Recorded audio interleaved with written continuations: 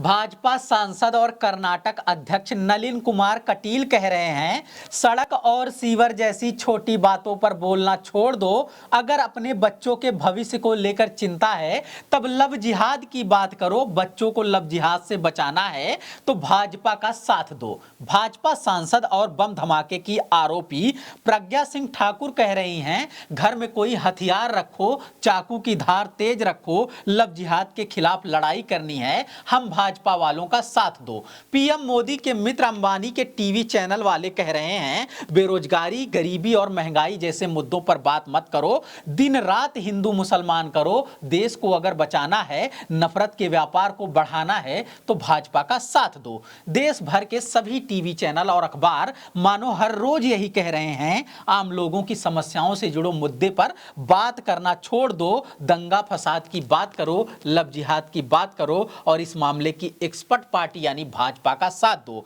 सब मिलजुल कर और मिला जुलाकर एक ही संदेश दे रहे हैं कि लव जिहाद के नाम पर जगह जगह फसाद करो, मुद्दों की बात ना करो, बस हिंदू मुसलमान करो, नफरत करो, हिंसा करो, दंगा करो और सांप्रदायिक बात करो। नमस्कार, मैं समरराज बोलता हिंदुस्तान में आपका स्वागत है।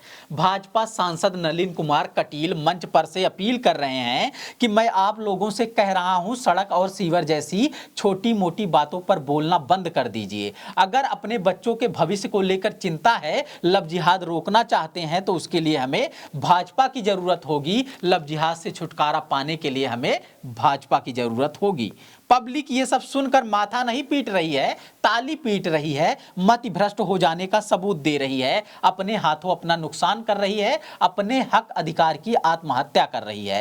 रोड और सीवर जैसे विकास के कामों के लिए हजारों करोड़ का बजट जारी किया जाता है, पूरा का पूरा पैसा सरकारी खजाने से आता है और सरकारी खजाना आम आदमी के टैक्स से भरा जाता है। जब कोई नेता कह रहा है कि विकास के कामों की मांग मत करो, इसका मतलब कह रहा है कि अपने हजारों करोड़ रुपए के हिसाब किताब को भूल जाओ। जब कोई नेता कह रहा है कि तुम्हारे बच्चों को लव जिहाद से खतरा है, इसका मतलब है कि मोहल्ले के मुसलमानों पर शक करो और उन्हीं से लड़ मरो। जब कोई नेता कह रहा है कि इस खतरे से सिर्फ भाजपा बचा सकती है, इसका मतलब है कि मुसलमानों से जितनी ज्यादा नफरत करो उतनी तेजी से भाजपा को वोट करो। जिस गृह मंत्री अमित शाह के चेले हैं ये नेता, उनका 3 साल पुराना बयान याद करो। दिल्ली चुनाव के वक्त उन्होंने कहा था, शाहीन बाग में जाकर करंट लगे, इतनी तेजी से भाजपा को वोट करो।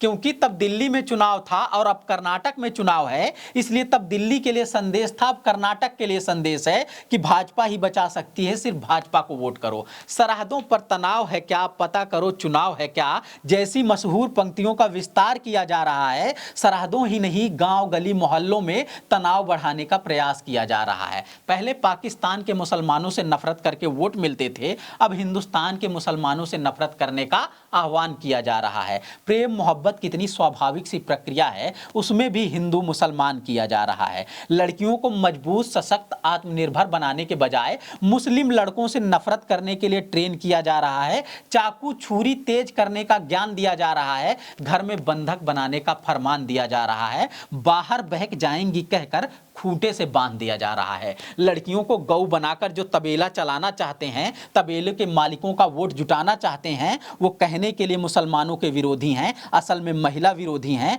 जो उन्हें रिमोट से चलाना चाहते हैं। ऐसे सांप्रदायिक और पैट्रियार्क मिशन को चलाकर अपने ख्वाबों का हिंदू राष्ट्र बनाना चाहते हैं। बराबरी के सिद्धांत वाला लागू है जो संविधान, उसको बड़ी चालाकी से मिटाना चाहते हैं। इसमें गली मोहल्ले के नेताओं से लेकर गृह मंत्री और प्रधानमंत्री तक शामिल हैं। बिजनेस व्यापार करके लाखों करोड़ कमाने वाले दुनिया के सबसे बड़े व्यापारी भी शामिल हैं। अडानी मीडिया इंडस्ट्री में अभी नए हैं, मगर अंबानी नेटवर्क 18 नाम का एक बड़ा मीडिया समूह चलाते हैं। उन्हीं के चैनल न्यूज 18 पर दिन भर डिबेट का टॉपिक देखिए, हर रोज ये क्या चला रहे हैं, नफरत की चाकू तेज कर रहे हैं, लव जिहाद के नाम पर दहशत फैला रहे हैं, एक धर्म विशेष के लोगों के खिलाफ लोगों को भड़का रहे हैं। यानी भाजपा के नेता हो या पीएम मोदी के मित्र कारोबारी, सब मिलकर एक ही काम कर रहे हैं, दिन रात दुष्प्रचार कर रहे हैं, नफरत का व्यापार कर रहे हैं। असली गुजरात मॉडल लागू हो पूरे देश में, वो सपना साकार कर रहे हैं।